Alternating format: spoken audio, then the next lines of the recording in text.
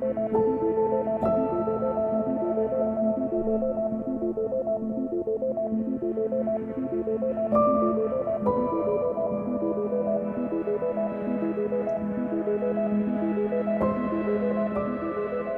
to the 42 Podcast, where a Christian and an atheist sit down to discuss the meanings of life, the universe, and everything else in between. Thank you for joining us. So how are you, Lindsey? I'm doing considerably well. Considerably well? Yeah. Great. I found my calling in life, Rob. I've been waiting a long time for a calling. Okay, what's your calling? Podcasting. Podcasting. I'm in love. So, yeah, on the note of podcasting, how many times have you and I sat down and tried to record this? This one? Oh. In general. 3 at least. Right? Several, yeah. And who's published? Oh, that'd be me. And who's still stuck in the nethers of trying to get the first episode done? Oh, that would be you. Yeah, yes it would. So, welcome to the first third episode. No, as you and I have been playing with recording, I think I finally found the secret to you and I podcasting. What's that? Oh, the 2 tracks? No, not the 2 tracks, actually. But, you and I are coming at things from a similar background, but we've arrived at different conclusions. Yes. And in the early attempts of this, we tried, the all-out Dukem debating, and that was interesting, but I don't think it worked. I think the secret to you and I podcasting is we embrace the similarity, and we embrace the different conclusions, and we just talk about what life is from those different conclusions to where we're at, and explore from there. Yep. That's what I got, because when we tried to do the all-out debates, it got weird. It did. It did get a little weird, just because we're so different. Well, and it's not even that, actually, it is that.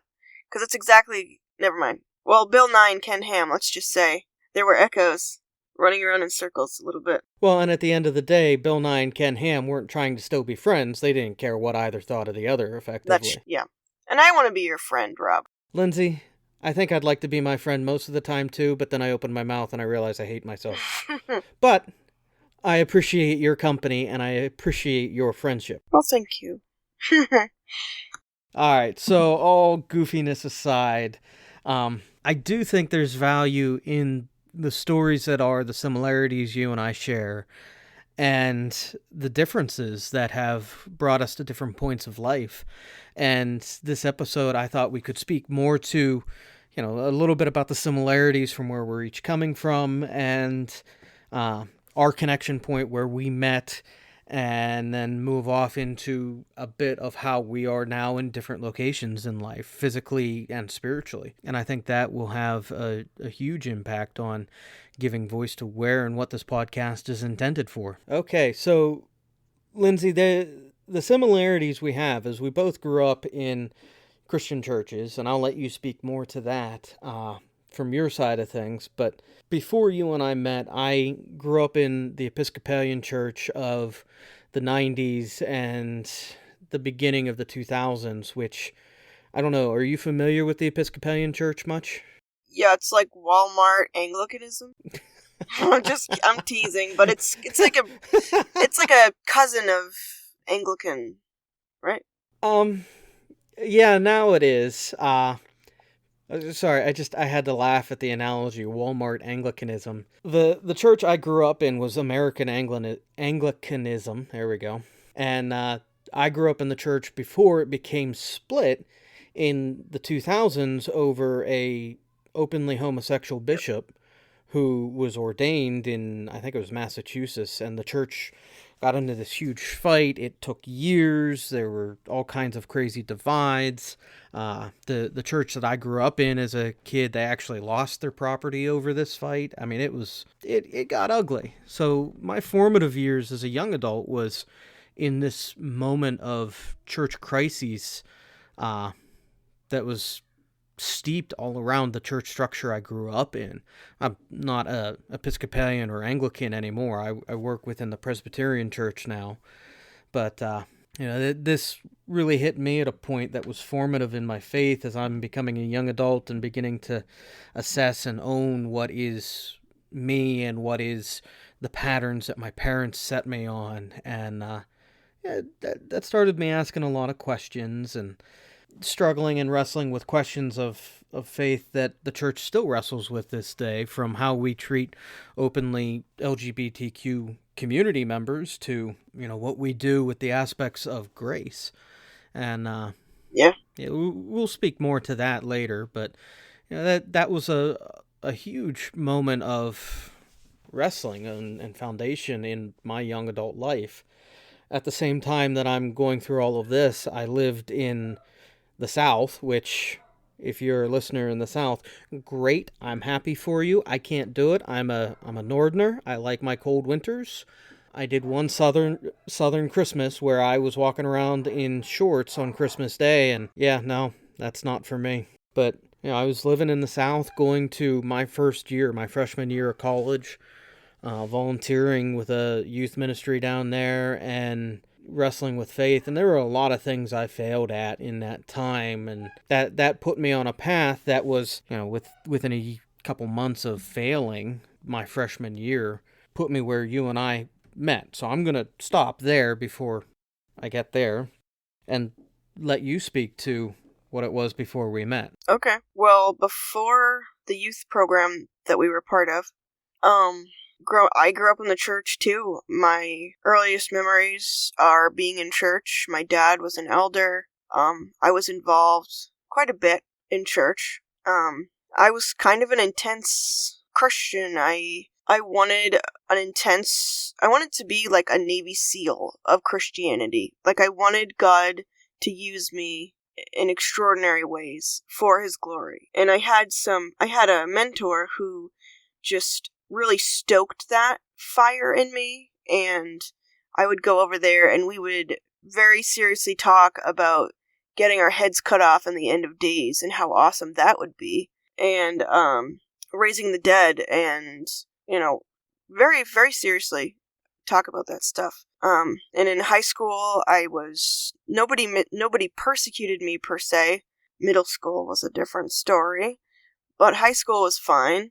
I didn't really have any friends per se until after I graduated. But I didn't know what I wanted to do with my life because I felt like God hadn't really told me yet. So I was waiting and waiting for some kind of direction, and I really didn't feel pulled in any one particular way. But part of that is because I am a woman, and my father believes that it's not my place to go branch off on my own. I needed to wait. And that's what his stance was back then. He definitely changed for my sisters. So I was waiting for my sword in the stone Excalibur moment, and it kind of never came. But then the youth program came to my church, and the kids there, they did human videos and some dramas, and they were as intense as I was, and I'd never met anybody like me before. And so I was recruited very easily to the youth program. So yeah, you and I met in a program that was geared towards young adults, and you used a phrase at the beginning to say you wanted to be the Navy SEAL of Christian. And that is kind of what this program pitched, is that you would be this almost elite super Christian with your spirituality, from giving things up, and how we would learn to pray, and how we would learn to be in Scripture and in the Bible on a daily basis. And yeah, I mean, I'll speak to my takeaway from said program. One of the big things that they did ask for you to give up front was, you weren't allowed to date or I want to say be attracted to the opposite sex, because that was evil. Yeah. There's a degree that I felt like with the program. You couldn't give in to it for a moment, for sure. You had to guard your heart. Guard your heart, for from it flow the well springs of life. And darn it, you don't want to soil your well springs, do ya? So you better guard your heart and not go talk to that fella. Well, that leaves me with some serious questions with how you're presenting that, because, well, I didn't talk to any fellas, but I did kind of meet and eventually marry the woman who is my wife. So, No, I don't. Well, honestly, I don't mean to I soiled my wellspring. I'm gonna. Oh, okay. Yeah. No, I know. I'm being cynical and sarcastic. Sorry, that doesn't always come across well. No, I did have a thing. My youth pastor, when I was a kid, called me a serial monogamist, where I didn't know how to do relationships well, or balanced as a young man, and so they always turned up as these horrible train wrecks, and just a lot of that was me and what my expectations were that I needed to learn and grow out of. And I'll say that this young adult program did help to a degree, but it helped to a degree because I began to understand what a good relationship looked like. And hey, it was with that girl over there who's going to be my wife. Yeah. So, whoops. That was a big part of it with the dating, but another part was how we would have worship and be intentional in the worship, how we had no job outside. Yeah, every moment was consumed with the ministry as young adults. It was an intense program. Good, bad, indifferent. If you've ever been in a program that sounds similar to this, everyone has a different reaction and a different takeaway from the program. I'll say for me, speaking honestly, there are things that I still struggle with from what that program was, who I was, and who I am. It's, if I'm being honest, I still wake up at night and I feel like I use the name of it, dreams, and, oh no, I'm in late, I forgot the choreography. Trouble, or whatever. Yeah. Although, I don't know if I think this was that first year there, we were doing one of those human videos and practicing, and I was just so worn down and tired that I fell asleep standing on my feet in the middle of the human video. And then all of a sudden I hear someone yelling at me, "Wake up!" What? Oh, crap. Yeah. So yes, you and I met in this unique and diverse and good, bad, and indifferent program. I did 2 years in it, and there are things that I've walked away with that are issues, but yeah. And then you did a year, took a year off, and then came back for another year, right? Yes, I did. And I've talked a lot. What's your overall impression of it? Well, I loved it at the time because I had nothing else. I didn't know where I was going, and I felt like this was someplace to be, and I loved it. There were things I did not like about it, but I loved the fact that I had a place to be, and that here I am in a place that God could speak to me. And I craved those times when, can we say names? First names? Does that matter? How about we say different names? Okay, that's gonna be confusing. The assistant director, she would come up to me and she would have a quote word for me or say, I see you as this person who's a pillar of salt and God's gonna cast you into the world. And I loved when she did stuff like that because I felt like it was God finally talking to me. I was just so thirsty for purpose. So can I ask something on that? Yeah. And forgive me for this aside, but was that something that was said, that you would be a pillar of salt? She said I was a pillar of salt and that God was gonna cast me out, break me up. And it didn't sound good or bad. It was just this pillar of salt disintegrating into powder and salting things. She didn't make it sound bad, but obviously the first thing I thought it was Lot's wife, so I didn't really know. Sorry, that's where I was going with it, where it's okay, is your husband named Lot? Do you look back a lot? Well, I think the thing is doubt. I think that's the thing with her, Lot's wife, is that she doubted, and that's why really God turned her into a pillar of salt. Not because she turned around, but because she doubted. She doubted, that's why she turned around. I don't know. Actually, I'd argue that with you, but we can do that another time. That was my takeaway at the time. That's what I believed. Yeah, I would actually say my 10-second summary, and maybe we have another podcast where we discuss stuff like this, is, Lot's wife wasn't turned to salt because she doubted, but because she turn back to cling to what was, to cling to what Sodom and Gomorrah had been for her. That would be my initial takeaway, but that's another time. We're talking about us. So I really liked it, but part of that was the people I met that were intense like me, and I felt not alone. That was really good. But I didn't really like the pressure sometimes of being given a task that I didn't feel equipped to do. And I felt like the leadership didn't really see me. It just saw me as a tool or a thing that made them look good or something. I just didn't feel taken care of sometimes. And that was frustrating. But I didn't think then, oh, maybe I don't have to be here. It never occurred to me to leave. So I think that may be fair to say that, again, when we went, it was early in the program and they were still learning what was care for the students, for the individuals, against what is care for the ministry that's entrusted with. But yeah, you and I met in this program. We each have different weird takeaways that we may discuss in further. Outside of me, is there anyone that you keep in touch with from those days? No, not really. Yeah, I mean, not counting my wife, yeah. You're it. I was keeping in touch with one girl, but it turned out to be a really weird relationship and kind of toxic for me, so I had to quit. Okay. Yeah, we're friends, like other people I'm friends with on Facebook, but it's very arm's length, which is fine, because that's okay with me. Yeah, I'm still friends with some of them on Facebook, but again, it's the only person I consistently talk to is my wife. Yep. And you. And I think my wife would be mad if I stopped talking to her. She might contend with that, yeah. Yeah, something like that.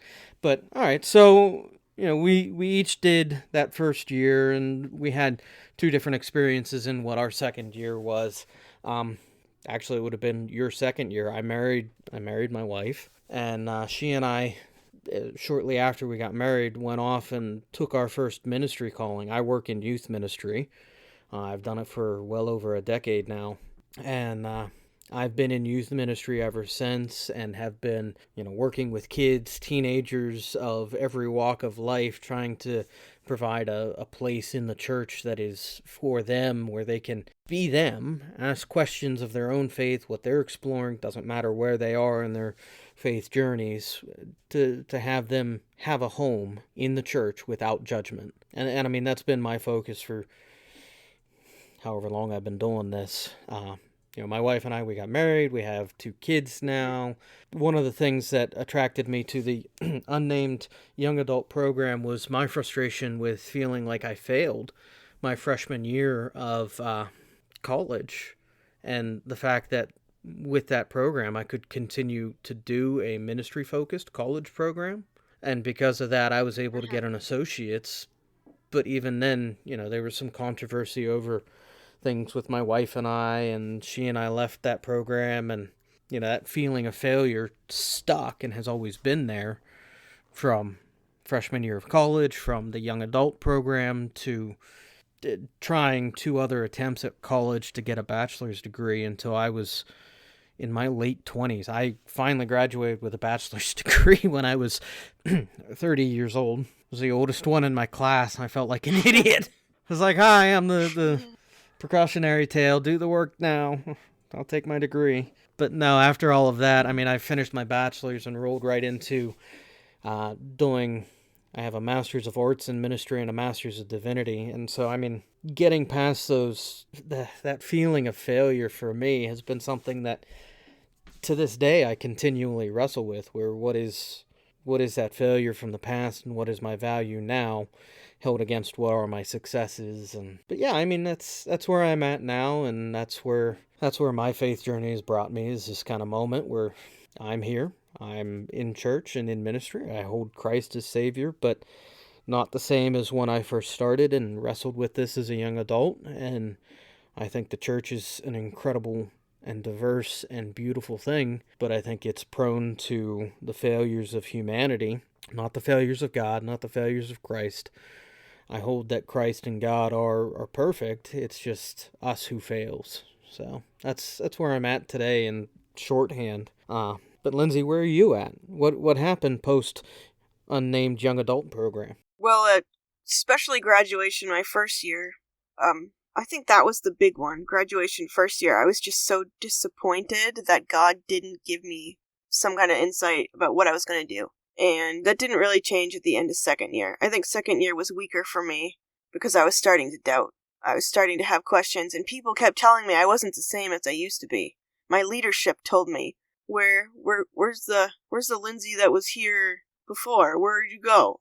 And it really wrecked my self-confidence. Anyway, my point is, by the end of second year, I was really disillusioned with the fact that everybody else knew where they were going, knew they were meant to stay. They knew they were meant to stay there, or they knew they were supposed to go to the Dominican Republic, or they knew they were supposed to do this or that, and I had no clue. And I was so frustrated because I was so available. I had so much energy and so much passion and zeal. So what the heck? What am I supposed to do? So and I had no clue. So I went to college and wasted my time there, majoring in English, which was awesome. I enjoyed it, but I didn't finish my degree. And I ended up, I don't know. This is a diverging road here. I realized that I was gay, or at least bisexual, and I tried briefly to talk to this woman that I really liked, and that I thought she really liked me. I just wanted to see what would happen if I told her about my, where I stood sexually. And she crushed me. So as soon as I got home from that experience, I signed up for eHarmony and as straight, and I stuffed this whole LGBT thing so far down that I really didn't think about it anymore, because it was a no-go. I would never ever lead with that again. So I was determined to just be straight. And I met my husband within like 2 weeks of that. And we ended up getting married 9 months later. It's not what you think. It's just a coincidence. And, so we... Okay, hold on. For clarity, when did you have your first child? After you were married? 2 years later, so... Wow, that was a long pregnancy if you got married 9 months after meeting your husband. You carried that kid for 2 years? So, after that, I just was a wife and a mom. And I still kind of feel like I wasted my life with Christianity. And I still have been waiting. The last 10 years or so I've tried. But it's just, I feel like the reason he hasn't answered me is because he's not there. Or he doesn't care. That's where I am. But then that brings the question of, why are you, an atheist and a member of the LGBTQ plus community, podcasting with me, a Christian? Because you're nice. I'm nice. Is that the only reason? Wow. No, you're very compelling, and you're just open. You don't shut me down, and you're open to my... I don't know, you're not judgy. You're not judgy, for one thing. There's no taboo subjects. And I really appreciate that. And I like having discussions about this sort of thing anyway, so even if you were more of a, bunghole, I would still maybe like this, because I like this kind of thing. Well, I will say this. In our attempts at having a debate on creationism as an episode arc, I was a bit of a bunghole. We may retackle that at a later point, but for me, I look at it and I go, Lindsey, you are someone who, we have similar story arcs. One of my favorite confusing moments of our shared time physically together was when your mother confused me for you. She still reminds me about that. That's okay. My wife still reminds me about that, which I feel weird about. But makes more sense in hindsight. Well, it also didn't help. So in your defense, it also didn't help that at the time I was growing my hair long. Mm-hmm. That did not help at all. Mm-hmm. But, and I was rather skinny and effeminate, but whatever. You were not. Effeminate. Effeminate. You were plenty skinny, I guess, but you were not effeminate. Not in my attitude and personality, but in my physique.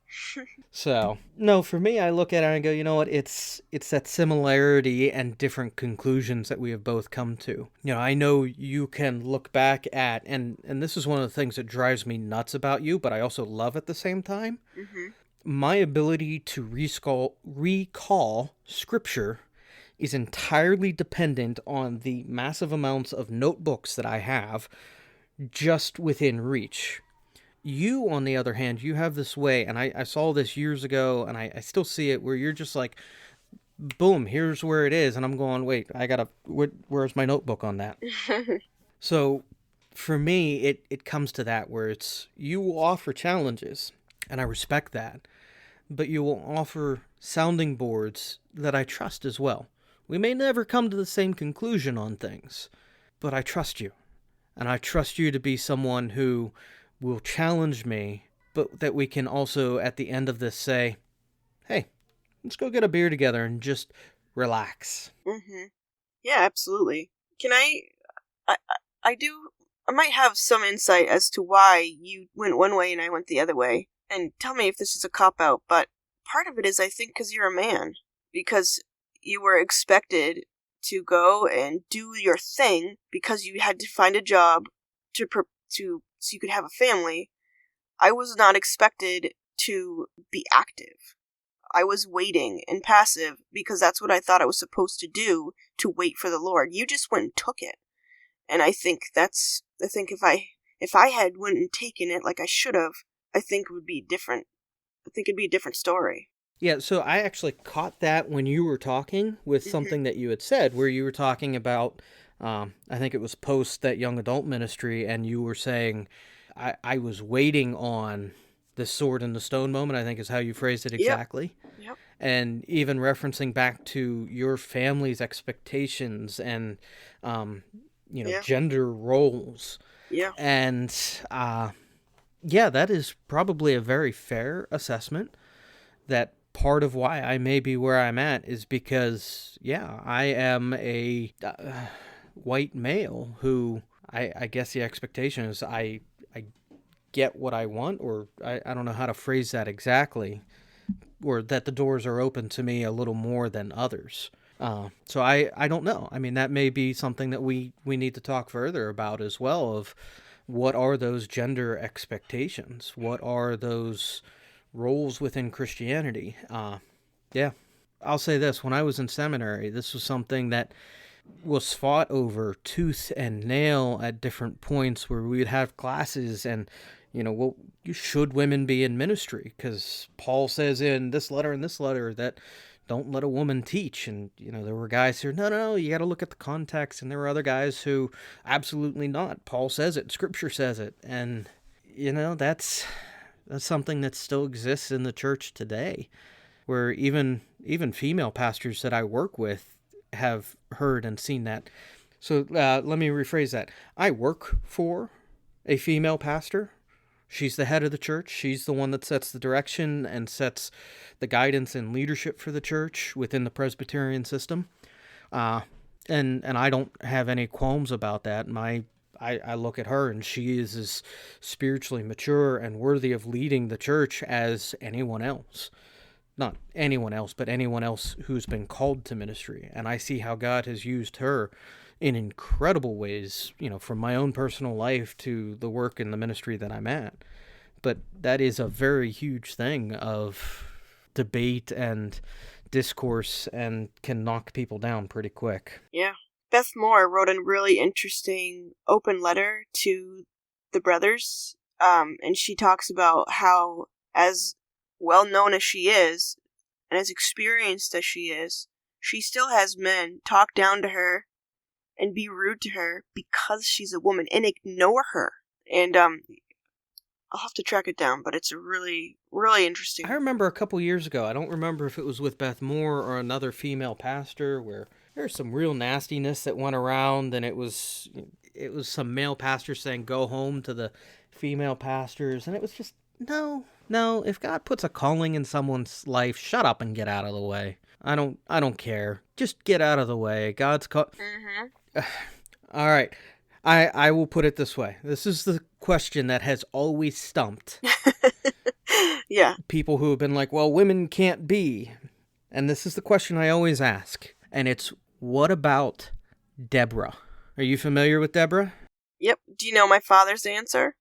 I'm very curious. Because he said because men weren't stepping up. Women can only do that if men are not stepping up. Which nowadays, when is that?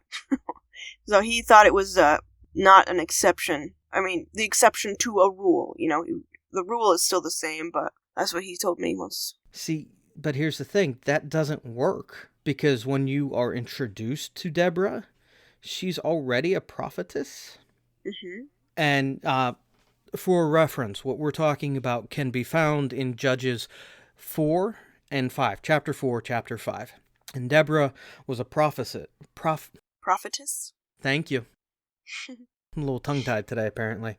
But she was a prophetess, and their argument is based in Barak, who says, oh, no, I can't deliver the Philistines or whoever we're fighting at this point in the Old Testament. And so Deborah then prophesies, well, fine, they'll be delivered into the hands of a woman. And they are, but it's not Deborah who... Yeah. Right, it's a woman who then takes a tent peg and jams it through the king's skull. Yeah. Yeah. Her name was JL, if anyone cares. Yes, in context, specifically, Deborah prophesying to Barak that it will be delivered into a woman was meant as an insult to Barak, saying, if you can't man up, I'll show you who can. But the catch is Deborah was still a prophetess. And when I gave pushback, because I've heard that answer before, and I drew that delineation where it's, the army being delivered into the hand of a woman was because of Barak saying, no, I can't do it. God won't be on my side. And it was meant as an insult to him. But Deborah's still a prophetess. There's no failure that's laid out as to why she's a prophetess other than she was one. God's voice spoke through her. Right. And, yep. You know, that frustrates me because it's, well, all right, let's go into creation. God made Adam and Eve, but he made Eve out of Adam. And this isn't he made Eve out of Adam to subjugate Eve. He drew out of Adam half of who he was and made Eve. He divided what was whole to now be, man and woman. And woman has incredible traits. Man has incredible traits. And God puts callings in both lives to serve him. That's all it is for me. Yep, I like it. That's how I've always seen it. Not always seen it. That's how I see it and understand it. And you know what? I serve an amazing female pastor. I am thankful every day for her. That's where I'll leave it. All right. That took a turn I was not expecting for the first podcast. Yeah. But that's part of the point of what I want us to do is tackle life from our similar and different perspectives and talk about fun stuff, talk about serious stuff, talk about life. The universe. And I suppose everything else. Ladies and gentlemen, this is the 42 podcast. Please take a moment, rate, review, and if you think we're worth it, follow along. Join in the conversation. Yell at us. But have fun. That's what we're here for.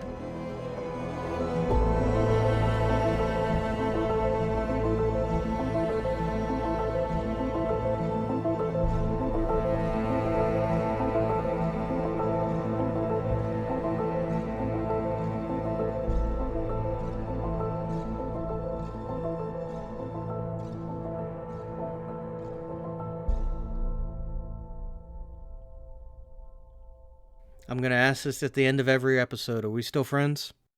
Of course we are, Robert. Lindsey, I appreciate and respect you. Thank you. Thank you. So, all right. Have a good night. You too.